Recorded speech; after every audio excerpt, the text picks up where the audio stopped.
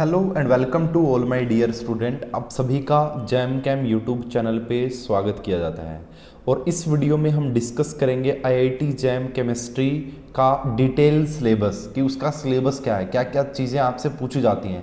बहुत सारे ऐसे स्टूडेंट जो न्यू हैं इस आईआईटी जैम एग्ज़ाम के लिए, तो उनको सिलेबस का ही नहीं पता लग पाता है, या फिर वो ऑफिशियल सिलेबस नहीं देख पाते हैं, या फिर उनको ये नहीं पता लगता कि जो ये लिखा हुआ इतना ही सिलेबस है या इसके अलग भी क्वेश्चन आते हैं। तो सारी चीज़ें डिस्कस करेंगे इस वीडियो में। अगर ये वीडियो आपको अच्छे लगे तो लाइक जरूर कीजिएगा और अपने फ्रेंड्स के साथ जरूर शेयर कीजिएगा। चलिए शुरुआत करते हैं। ठीक है, अगर भाई आप आईआईटी जैम 2020 की प्रिपरेशन 21 की प्रिपरेशन करना चाहते हैं तो आप पढ़रे ऐप डाउनलोड कर सकते हैं। वीडियो के डिस्क्रिप्शन में भी लिंक है और प्ले स्टोर पे भी। वहाँ पे कंप्लीट कोर्स चल रहा है जिसमें आपको लाइव प्लस रिकॉर्डेड क्लासेस मिलती हैं, असाइनमेंट मिलता है, उनका वीडियो सॉल्यूशन होता है, ऑनलाइन टेस्ट सीरीज मिलेगी, थ्योरी की पीडीएफ मिलती है और लास्ट 6 ईयर का जैम का वीडियो सॉल्यूशन मिलेगा। लाइव डाउट क्लियरिंग सेशन होते हैं, डाउट सॉल्विंग ग्रुप हैं और इसका आप फ्री वीडियोस देख सकते हैं। एक फ्री कोर्स भी लॉन्च किया हुआ पढ़रे ऐप पे आईआईटी जैम 2021 के लिए। तो चलिए शुरुआत करते हैं। देखिए, सबसे पहले हम फिजिकल केमिस्ट्री पे आ जाते हैं और ये जो मैं सिलेबस बता रहा हूँ ये ऑफिशियल सिलेबस है। ठीक है, यानी कि ऑफिशियल क्या है, मतलब जैम जो है यही इन्होंने दिया, वेबसाइट पे जाके आप देख सकते हैं। तो सबसे पहले हम फिजिकल केमिस्ट्री में आते हैं। तो फिजिकल केमिस्ट्री में आपको जो नजर आ रहा है बेसिक मैथमेटिकल कंसेप्ट।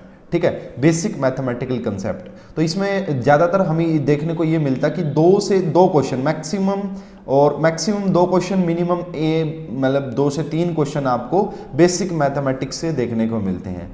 फंक्शन हो गया भाई आपका, फंक्शन, मैक्सिमा मिनिमा, ठीक है, इंटीग्रल, ये सबसे हाईलाइटेड टॉपिक है भाई, मैक्सिमा मिनिमा, यहाँ से खूब क्वेश्चन पूछे जाते हैं। जैम 2020 में भी पूछा था, 2019 में भी पूछा था। इंटीग्रल भी क्वेश्चन पूछा जा चुका है। ऑर्डिनरी डिफरेंशियल इक्वेशन, वेक्टर से भी क्वेश्चन पूछे जा चुके हैं। मैट्रिक्स एंड योर डिटर्मिनेट्स, ये काफी इंपॉर्टेंट टॉपिक है। जैम 2020 में डिटर्मिनेट से भी क्वेश्चन आया था। ठीक है, elementary static and probability theory. तो आपको ये 6-7 कंसेप्ट एक्स्ट्रा पढ़ने पड़ेंगे केमिस्ट्री के अलावा बेसिक मैथमेटिक्स के, जिसमें मैक्सिमा मिनिमा इंपॉर्टेंट है ना। जैसे आपको कोई भी फंक्शन दे देंगे, बोलेंगे कि इसका मैक्सिमा इसका मिनिमा बताइए कहाँ पे लाई करेगा, तो ऐसा बड़ा फेमस 2-4 बार क्वेश्चन आ चुका है यहाँ से।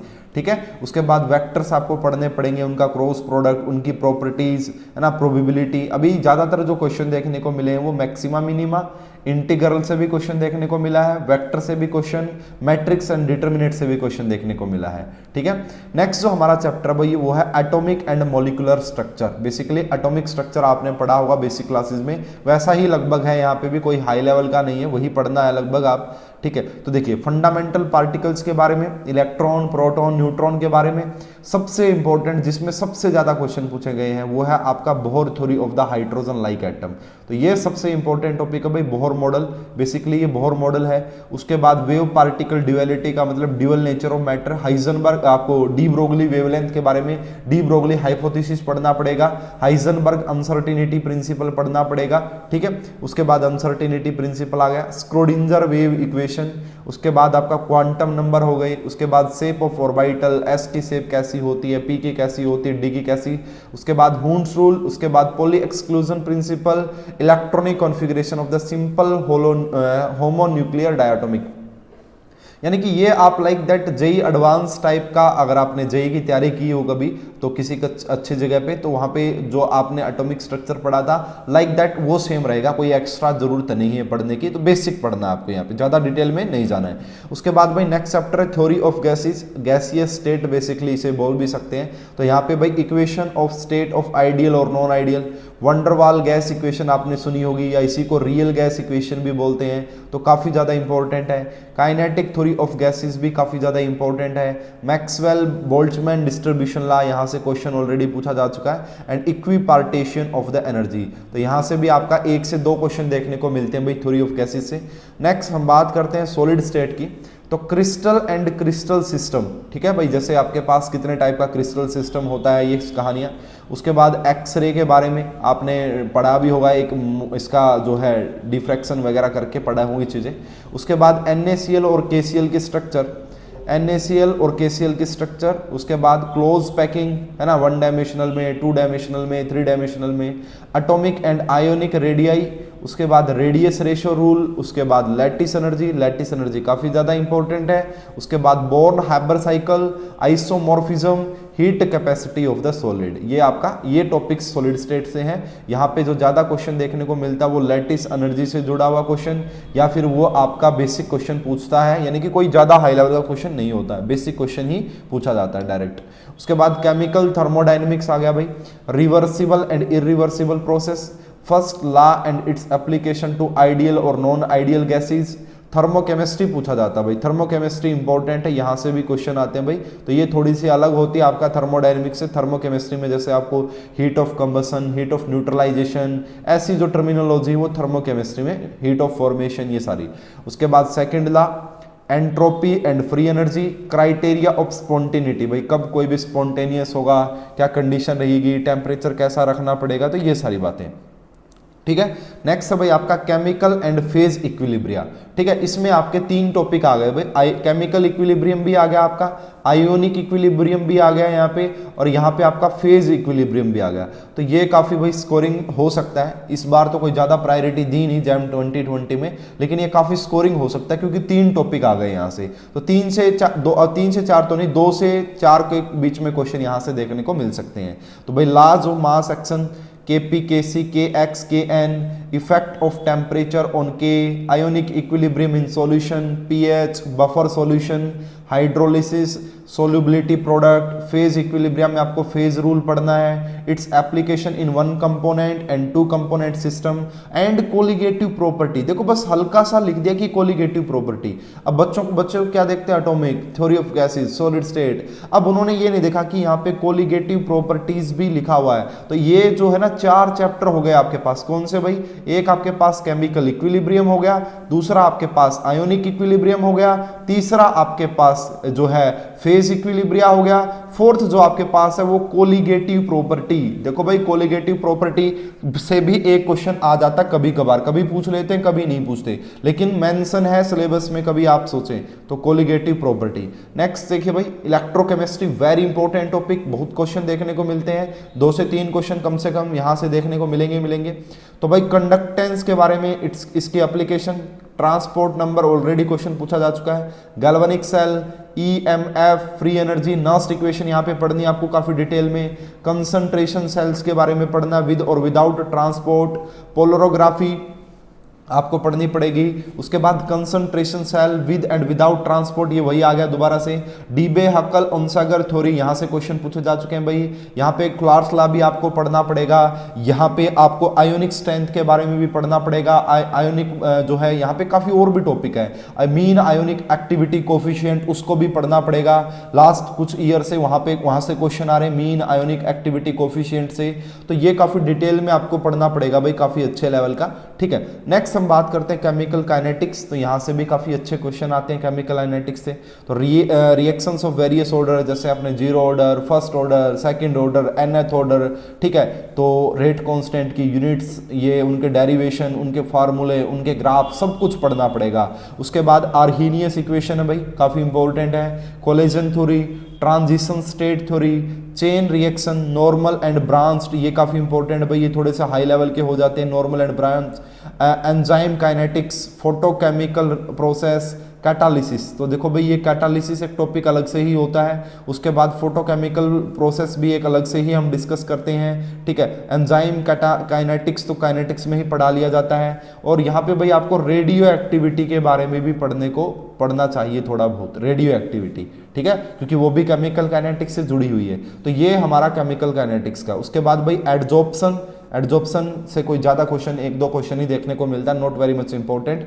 तो Gibbs adsorption equation, adsorption isotherm important है, types of adsorption, surface area of adsorbents, surface films on the liquids, तो ये वाला भी आपका है भाई। उसके बाद स्पेक्ट्रोस्कोपी, फिजिकल स्पेक्ट्रा है ये, इसमें आपको बियर लैम्बर्ट्स लॉ पढ़ना है, fundamental concept of rotational, vibrational, electronic and magnetic resonance spectroscopy, ये आपको पढ़ने को मिलेगी, यानी कि रोटेशनल हो गया भाई आपका, वाइब्रेशनल, IR स्पेक्ट्रा, UV, ये सारी आपको यहाँ पे चीजें पढ़ने को मिलेंगी फिजिकल पॉइंट ऑफ व्यू से, स्पेक्ट्रा। ठीक है, अब हम आगे बात करते हैं भाई, ये हमारा था फिजिकल केमिस्ट्री का सिलेबस। ठीक है, ये फिजिकल केमिस्ट्री का सिलेबस हो गया। अब हम बात करते हैं ऑर्गेनिक केमिस्ट्री की। भाई ऑर्गेनिक केमिस्ट्री तो बेसिक कंसेप्ट, तो इसमें बेसिकली आपका आ गया भाई जीओसी आ गया आपका, जर्नल ऑर्गेनिक केमिस्ट्री, जिसमें आपको क्या क्या पढ़ना भाई, जिसमें आपको इलेक्ट्रॉनिक इफेक्ट्स पढ़ने हैं, रेजोनेंस पढ़ना है, इंडक्टिव पढ़ना, हाइपर कॉन्जुगेशन पढ़ना है, इलेक्ट्रोमेरिक पढ़ना है। उसके बाद यहाँ पे फिर नेक्स्ट टॉपिक इसी में जीओसी में जो आपका नेक्स्ट टॉपिक आता है वो आपका आता है acidic strength and basic strength. Acid और बेस यहां से क्वेश्चन पूछे ही जाते हैं, एसिड और बेस से, तो एसिड बेस से भी यहां पे क्वेश्चन बन सकते हैं भाई आपके पास। उसके बाद नेक्स्ट टॉपिक यहां पे जो काफी ज्यादा इंपॉर्टेंट है वो है आपका एरोमेटिसिटी। एरोमेटिसिटी मैं एक बार इसको अच्छे से लिख के एक्सप्लेन करूंगा। तो एरोमेटिसिटी हो गया acidic basic strength, aromaticity and आपका electronic effect, resonance, inductive, hyperconjugation, है ना। उसके अलावा भी आपको 2-4 टॉपिक और पढ़ने को मिलेंगे। तो सबसे इंपॉर्टेंट और सबसे बेसिक चैप्टर भी होता है। तो कौन कौन से टॉपिक आ गए भाई यहाँ पे अगर मैं बात करूं तो जीओसी में आपका इलेक्ट्रॉनिक इफेक्ट आ गए, उसके बाद एरोमेटिसिटी आ गई भाई, उसके बाद एसिडिक स्ट्रेंथ आ गई आपका, उसके बाद बेसिक स्ट्रेंथ आ गई। और जो ऑल इंडिया जो आपका जैम 21 का कोर्स पढ़ाया मैंने पढ़ने में काफी डिटेल में एक्सप्लेन किया, लगभग 25+ आवर्स में मैंने इसको कवर किया है। उसके बाद नेक्स्ट चैप्टर भाई स्टीरियो केमिस्ट्री, इसी में आ गया भाई स्टीरियो केमिस्ट्री, ये रहा स्टीरियो केमिस्ट्री। इस बार 8 क्वेश्चन पूछे गए थे जैम 2020 में, 8 क्वेश्चन पूछे गए थे स्टीरियो केमिस्ट्री से। तो काफी इंपॉर्टेंट टॉपिक है, क्या क्या पढ़ना, बहुत सारी चीजें पढ़ने को मिलेगी। स्टीरियो केमिस्ट्री जो है मैंने वो 27+ आवर्स में कंप्लीट किया उस कोर्स में। अब देखो कितना डिटेल में पढ़ाया हुआ। तो देखो भाई ऑप्टिकल आइसोमर पढ़ना है इन द कंपाउंड। अब यहाँ पे देखो मैं बता देता हूँ, आपको स्ट्रक्चरल भी पढ़ना है भाई, आपको स्ट्रक्चरल भी पढ़ना है, स्ट्रक्चरल आइसोमर, चेन, फंक्शनल, है ना, पोजिशनल। उसके बाद आपको टोटोमेरिज्म भी पढ़ना है। टोटोमेरिज्म इन्होंने लिखा यानी जैम 20 में टोटोमर से काफी डिफिकल्ट क्वेश्चन आया था। उसके बाद आपको ऑप्टिकल आइसोमर पढ़ना है भाई, ऑप्टिकल आइसोमर। उसके बाद जो है आपको कॉन्फॉर्मेशन पढ़ने हैं भाई, कॉन्फॉर्मेशन। उसके बाद आपको जियोमेट्रिकल आइसोमर भी पढ़ना है भाई, जियोमेट्रिकल आइसोमर। तो ये टॉपिक आपको पढ़ने पड़ेंगे, यानी कि सब कुछ पढ़ना पड़ेगा, बेसिक लेवल से लेके हायर लेवल तक सब कुछ पढ़ना पड़ेगा। तो optical compound with and without stereo centre, allene system, biphenyls, conformation of acyclic system जैसे आपका ethane, n propane, butane, cyclic system, cyclic chair form, ये सारा कुछ पढ़ना पड़ेगा काफी डिटेल में। और ये काफी स्कोरिंग और बेसिक चैप्टर भाई, इसको काफी डिटेल में पढ़ना पड़ेगा। अब देखिए भाई यहाँ पे इसको समझना काफी इंपॉर्टेंट है। तो यहाँ पे सबसे पहले उसके बाद देखो लिखा हुआ रिएक्टिव इंटरमीडिएट्स, कार्बोकटाइन, कार्बोकटाइन काफी डिटेल में पढ़ने को मिलेगा आपको। कार्बेनाइन हो गया, फ्री रेडिकल, कार्बीन, नाइट्रीन, बेंजाइन, ये सब कुछ पढ़ना है इनके बारे में, इनकी प्रॉपर्टीज, इनकी रिएक्शन। जैसे कार्बोकटाइन की कौन कौन सी रिएक्शन भाई, pinacol, pinacolone rearrangement, addition of alkene, dehydration of alcohol, सब कुछ पढ़ना है, मतलब सब कुछ, ठीक है। कहीं से भी क्वेश्चन आ सकता है काफी डिटेल में। इन्होंने बस लिख दिया 4-5 वर्ड्स में, लेकिन इसको पढ़ाने में काफी टाइम लगता है और पढ़ने में काफी टाइम लगता है। उसके बाद भाई नेम रिएक्शन आ गई, कौन कौन सी नेम रिएक्शन है देख लीजिए। होफमैन कर्टियस लूजन, ये आपका बेसिकली नाइट्रीन की रिएक्शन होती है। वुल्फ रीअरेंजमेंट, ये एक रीअरेंजमेंट रिएक्शन है। सीमन स्मिथ की अगर बात करोगे तो कार्बीन की होती है। रीमर टीमन की बात करोगे तो कार्बीन की होती है। माइकल रिएक्शन भी पढ़नी है, डार्जन्स रिएक्शन भी पढ़नी है, Wittig reaction, McMurry reaction, pinacol, pinacolone, Favorskii, benzil, benzilic rearrangement, dienone phenol rearrangement, Baeyer's Villiger oxidation, oxidation. अब देखो बस यहां तक ये नेम रिएक्शन हो गई। इसके अलावा भी बहुत सारी नेम रिएक्शन है जो यहाँ पे लिखी नहीं हुई। कौन कौन सी, एल्डोल, जितनी भी इनोलेट केमिस्ट्री में पढ़ते हो, aldol condensation, Perkin condensation, Claisen condensation, stop condensation, ये सारी रिएक्शन भी पढ़नी है आपने, क्योंकि क्वेश्चन ऑलरेडी पूछा जा चुका है जैम में।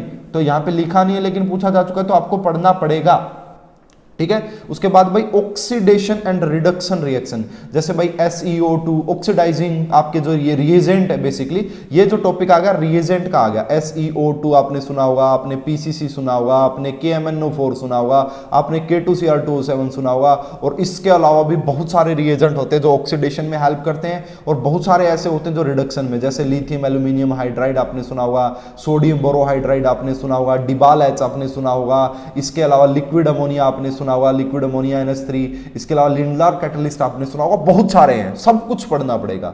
ठीक है, मैं डिटेल में बता रहा हूं और ये मेरा एक्सपीरियंस है, लगभग 5-6 साल से मैं देखता आ रहा हूं कि कैसे क्वेश्चन पूछे जाते हैं। उसके बाद भाई ऑर्गेनोमेटालिक रिएजेंट में जो ग्रिग्नार्ड सबसे इंपॉर्टेंट है, ऑर्गेनोलिथियम भी पढ़ना पड़ेगा, इस बार यहां से क्वेश्चन पूछा गया था, एंड आपका ऑर्गेनो कॉपर। तो ये 3 ही पढ़ने यहाँ पे 3 ही पढ़ने, कोई ज्यादा नहीं। उसके बाद आ गया भाई पेरिसाइक्लिक रिएक्शन, ये जो टॉपिक है लास्ट वाला, ये सब कुछ पेरिसाइक्लिक रिएक्शन है। ठीक है, तो जैसे डाइल्स एल्डर हो गई, इलेक्ट्रोसाइक्लिक होगी, सिग्मा ट्रोपिक होगी, फंक्शनल ग्रुप इंटर कन्वर्जन हो गया, ये भी आपका पेरिसाइक्लिक 4 टाइप की होती है, structural problem using chemical reaction. तो ये पूरा भाई आपका पार्ट हो गया यहाँ पे काफी डिटेल में। इसके अलावा जो यहाँ पे इन्होंने नहीं लिखा हुआ वो मैं आपको बता देता हूँ कि reaction mechanism, SN1, SN2, E1, E2, ठीक है, ये सब कुछ भी पढ़ना पड़ेगा भाई। इन्होंने लिखा नहीं है लेकिन क्वेश्चन पूछते हैं, ये सब भी आपको पढ़ना पड़ेगा, ये इंपॉर्टेंट है तो इसको भी पढ़ना है, सब कुछ पढ़ना पड़ेगा। उसके बाद भाई क्वालिटेटिव ऑर्गेनिक एनालिसिस, इसमें जो आपको पढ़नी है वो NMR स्पेक्ट्रा पढ़ना भाई, NMR स्पेक्ट्रा। ठीक है, उसके बाद IR भी पढ़नी है, UV भी पढ़नी है। UV से कभी क्वेश्चन पूछा नहीं है हालांकि, लेकिन आपको 1H NMR पढ़नी है यहाँ पे भाई, है ना। NMR सबसे ज्यादा इंपॉर्टेंट एंड स्कोरिंग, उसके बाद IR स्पेक्ट्रा, उसके बाद UV भी पढ़ लेना, और उसके बाद ये काफी इंपॉर्टेंट है identification of functional group by chemical test. जैसे भाई आपने टोलेंस सुना होगा, आपने फेलिंग सुना होगा, आपने ब्रोमीन वाटर सुना होगा, बहुत सारे ऑर्गेनिक टेस्ट होते तो वो भी पढ़ने हैं, वो भी पढ़ने हैं। उसके बाद नेचुरल प्रोडक्ट केमिस्ट्री में अल्कोलाइड्स पढ़ना है, स्टेरॉइड्स पढ़ने हैं, टर्पिन से इस बार क्वेश्चन पूछा गया, लेकिन सबसे ज्यादा इंपॉर्टेंट है आपका carbohydrates, amino acid, peptides and nucleic acid. ये सबसे ज्यादा स्कोरिंग और सबसे ज्यादा इंपॉर्टेंट है, ये काफी रेयर पूछे जाने वाले टॉपिक है, लेकिन carbohydrate, amino acid very very important. उसके बाद भाई एरोमेटिक, जो आपका ने सुना होगा भाई, एरोमेटिक रिएक्शन होती है, न्यूक्लियोफिलिक एडिशन, ठीक है, और उसके बाद इलेक्ट्रोफिलिक एडिशन, ठीक है, ये चीजें यहाँ पे, यानी कि monocyclic, bicyclic, aromatic hydrocarbons, monocyclic compound with one hetero, यानी कि हेट्रोसाइक्लिक केमिस्ट्री में भी आपको पढ़ना पड़ेगा, उनकी सिंथेसिस, उनकी रिएक्शन, फ्यूरान, पिरिडीन, पायरोल, इन कंपाउंड्स के बारे में आपको पढ़ना पड़ेगा, लेकिन नॉट मच स्कोरिंग। सबसे ज्यादा स्कोरिंग ये वाला सेक्शन है, उसके बाद ये वाला सेक्शन है, उसके बाद ये वाला है, उसके बाद इन दोनों का लगभग आपका 2-3 क्वेश्चन ही आते हैं, और उसके बाद ये वेरी रेयर पूछा जाता है। तो ये हमारा ऑर्गेनिक का मैंने डिटेल समझा दिया आपको कि क्या क्या पढ़ना, सब कुछ पढ़ना है। ठीक है, अब बात करते हैं इनऑर्गेनिक केमिस्ट्री। सबसे पहला पीरियोडिक प्रॉपर्टीज, पीरियोडिक टेबल, यहाँ पे आपको आयोनाइजेशन एनर्जी, इलेक्ट्रोनेगेटिविटी, है ना, यहाँ पे ionization energy, electronegativity, electron affinity, size के बारे में पढ़ना है। और एक चीज जो बड़ी इनकॉमन सी बच्चों को लगता है कि मेटलर्जी नहीं पूछा जाता यहाँ पे, देखो इसका मतलब क्या भाई, journal method of isolation and purification of element, इसका मतलब है मेटलर्जी, यानी कि जैम के सिलेबस में मेटलर्जी भी पूछा जाता है, तो मेटलर्जी भी पढ़ना पड़ेगा। अगर क्वेश्चन पूछ ले तो उन्होंने मेंशन कर रखा तो मेटलर्जी भी पढ़ना है, लेकिन नॉट वेरी मच स्कोरिंग। ठीक है, उसके बाद केमिकल बॉन्डिंग एंड शेप, यहाँ पे आपको टाइप्स ऑफ बॉन्डिंग पढ़नी है। उसके बाद वैसे पर थोड़ी सबसे ज्यादा important, shape of the molecule, hybridization, overlapping, dipole movement, ionic solid, उनके स्ट्रक्चर, डायमंड के बारे में, ग्रेफाइट के बारे में, लैटिस एनर्जी के बारे में, सब कुछ आपको यहाँ पे पढ़ना पड़ेगा। शेप पढ़नी पड़ेगी। MOT सबसे इंपॉर्टेंट, लिखा ही नहीं इन्होंने, मोस्ट इंपॉर्टेंट भाई MOT, मोलिकुलर ऑर्बिटल थ्योरी, तो ये काफी ज्यादा इंपॉर्टेंट है। MOT यहाँ पे पढ़नी है आपको काफी डिटेल में। ठीक है, उसके बाद डाइपोल मूवमेंट भी पढ़ना है, फजान्स रूल भी पढ़ना है, फजान्स रूल सुना होता आपने। ठीक है, लैटिस एनर्जी कैसे निकालते हैं बोर्न लैंडेज इक्वेशन से, वो भी देखना, सब कुछ। उसके बाद मेन ग्रुप में आपको S ब्लॉक भी पढ़ना है। यहाँ पे आपको 3 चीजें पढ़नी है। पहले उनकी फिजिकल प्रॉपर्टीज पढ़नी है, फिजिकल प्रॉपर्टीज। उसके बाद उनकी केमिकल प्रॉपर्टीज पढ़नी है कि उनके कंपाउंड्स, बेसिकली कंपाउंड्स की बात है ना, कंपाउंड्स जैसे बोरेन के कंपाउंड आपने सुना होगा, डाइबोरेन, बोरिक एसिड, है ना, borax, inorganic benzene, inorganic graphite, वो सारे। ऐसे ही कार्बन के, है ना, जैसे कार्बन का ग्रेफाइट, एलोट्रप्स के बारे में पढ़ना है, सिलिकॉन के सिलिकेट्स के बारे में पढ़ना है, सिलिकॉन्स के बारे में पढ़ना है, फास्फोरस के ऑक्सो एसिड मस्ट इंपॉर्टेंट है, सल्फर के ऑक्सो एसिड मस्ट इंपॉर्टेंट है। यानी कि ये आप बेसिकली जेई वाला पढ़ सकते हैं। ये अगर आप जेई वाला पढ़ लेंगे तो काम चल जाएगा। ठीक है। उसके बाद देखिए भाई मोस्ट इंपॉर्टेंट चैप्टर, ये तो डी ब्लॉक नाम से डी ब्लॉक लिख रखा है। इस चैप्टर का मतलब है यहाँ पे कोऑर्डिनेशन केमिस्ट्री प्लस में organometallic compound, coordination chemistry plus में organometallic compound most important topic है। Characteristics of d elements oxide, ये तो मान लो डी ब्लॉक के आ गया कुछ टॉपिक, ठीक है। उसके बाद यहाँ से स्टार्ट हो जाता है कोऑर्डिनेशन कॉम्प्लेक्स, उनकी स्ट्रक्चर, आइसोमेरिज्म भी पढ़ना भाई, कोऑर्डिनेशन में आइसोमेरिज्म, उनका रिएक्शन मैकेनिज्म भी पढ़ना, जैसे ट्रांस इफेक्ट होता है एक आपके पास, इलेक्ट्रॉनिक स्पेक्ट्रा भी पढ़ना है यहाँ पे, उसके बाद वैलेंस बॉन्ड थ्योरी, उसके बाद molecular orbital theory, crystal field theory, है ना, उसके बाद कलर स्पेक्ट्रा पढ़ना है, मैग्नेटिक प्रॉपर्टीज पढ़नी है, तो ये सब पढ़ना पड़ेगा भाई काफी डिटेल में। जॉन टॉलर डिस्टॉर्शन पढ़ना है, यहाँ पे आपको सब पढ़ना है। उसके बाद organometallic compounds having ligand with back bonding, है ना, तो जैसे कि मेटल कार्बोनिल्स पढ़ना है भाई, कार्बीन्स, नाइट्रोसिल्स, मेटालोसिन्स, होमोजीनियस कैटालिसिस, तो ये सारी चीजें, यानी कि ये लास्ट वाला पार्ट ऑर्गेनोमेटालिक कंपाउंड का था। यहाँ पे आपको बोरेन्स के बारे में भी पढ़ना है, जिंटल आयंस के बारे में भी पढ़ना है। उसके बाद बात करते हैं भाई bio inorganic chemistry, not very much important, essential trans element like basic reaction बतानी है भाई, जैसे आपको यहाँ पे पढ़ना भाई हीमोग्लोबिन के बारे में, मायोग्लोबिन के बारे में, कार्बोनिक अनहाइड्रेज के बारे में, और इनसे जुड़े हुए और भी बहुत होते हैं भाई हमारे पास, ठीक है भाई। कोई किसमें क्लोरोफिल के बारे में भी पढ़ लेना, ठीक है, आप फोटोसिंथेसिस के बारे में, नाइट्रो, ये सब कुछ आप थोड़ा सा बेसिक पढ़ लेना। यहाँ से 1 से 2 क्वेश्चन, 2 से 2 क्वेश्चन देखने को मिल जाते हैं। ये वाले जो टॉपिक है भाई इनको देखो ध्यान से, अब क्या है इंस्ट्रूमेंटल मेथड ऑफ एनालिसिस, यानी कि आपको क्या पढ़ना है, जैसे कि कंडक्टोमेट्री पढ़ना भाई, conductometry, potentiometry, UV spectrometry, analysis of water, air, soil, ये चीज़ें पढ़नी पड़ेंगी। उसके बाद एनालिटिकल केमिस्ट्री में जो आपको पढ़ना है क्वालिटेटिव एनालिसिस पढ़ना है भाई, एसिड बेस पढ़ना है, Lewis acid, Lewis base, oxidation reduction, complexometric titration EDTA के साथ, है ना, precipitation reaction, use of indicator, use of organic reagent in the organic inorganic analysis, radioactivity आ गया, देखो भाई radioactivity, nuclear reaction and application of isotopes. तो ये था हमारा भाई पूरा डिटेल, मैंने आपको काफ़ी अच्छे से बताया, ठीक है। तो ये हमारा भाई IIT JAM का सिलेबस था। अगर आप IIT JAM की क्लासेस चाहते हैं तो आप पढ़ रहे ऐप डाउनलोड कर सकते हैं, वीडियो को डिस्क्रिप्शन में लिंक है, वहाँ पे फ्री और पेड दोनों ही कोर्स अवेलेबल है। तो भाई मैंने आपको काफ़ी अच्छे से एक्सप्लेन किया और आप सभी को समझ में भी आ गया होगा कि क्या सिलेबस है, क्या क्या चीज़ें पढ़नी है। तो अगर आपको ये वीडियो अच्छी लगी तो अपने फ्रेंड के साथ ज़रूर शेयर कीजिए और कमेंट करके भी बताएं। Thank you.